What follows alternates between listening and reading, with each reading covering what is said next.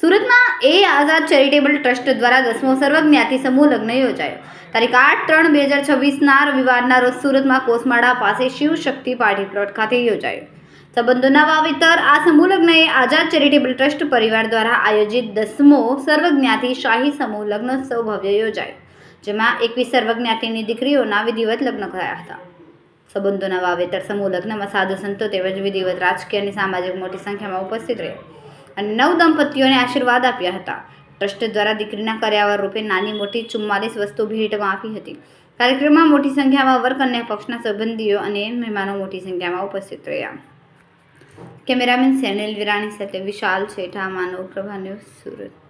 અમારા વિડીયોની નવી અપડેટ મેળવવા માટે સબસ્ક્રાઇબ કરો માનવ પ્રભા ન્યૂઝ ચેનલને. બેલ આઇકન ક્લિક કરો લેટેસ્ટ વિડીયો સૌથી પહેલા મેળવવા માટે.